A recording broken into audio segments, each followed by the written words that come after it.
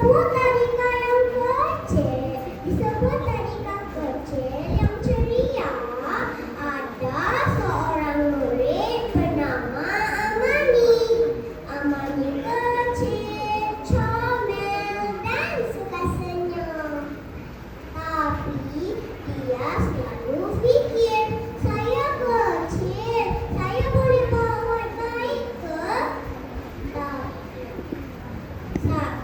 Satu pagi Amani nampak kawan dia ambil jatuh pensel warna.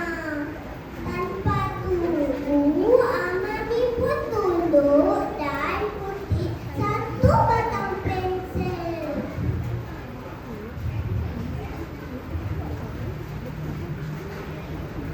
Kemudian Amani mengeluhkan kepada Amir. Amir senyum dan cakap, "Terima kasih Amani."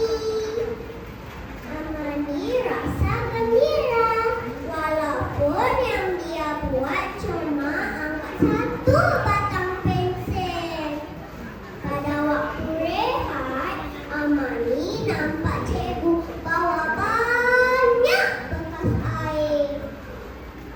Amani pun buka pintu untuk cikgu. Cikgu senyum, "Terima kasih Amani. Kebaikan walaupun sedikit tetap disukai Allah, tetap disukai Allah." Masa nak balik, Amani nampak seekor anak kucing terperangkap di tepi kasut.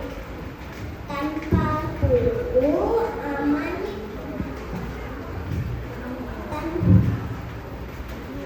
anak kucing itu dia angkat perlahan-lahan dan letak di tempat yang selamat.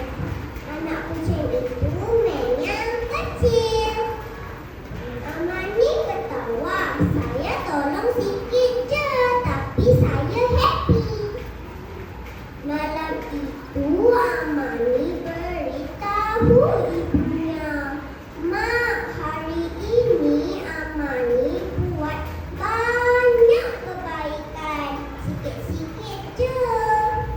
Ibunya senyum dan jawab, "Allah suka orang yang buat kebaikan walaupun sedikit."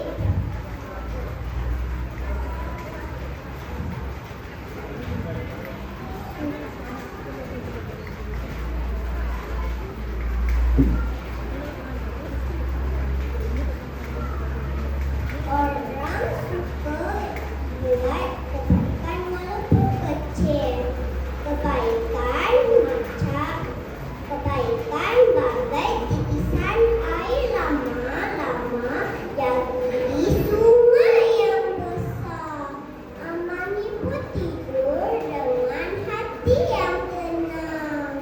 Sambil berazam esok Amani nak buat baik lagi walaupun sedikit. Sekian, terima kasih semua. Assalamualaikum. Terima kasih.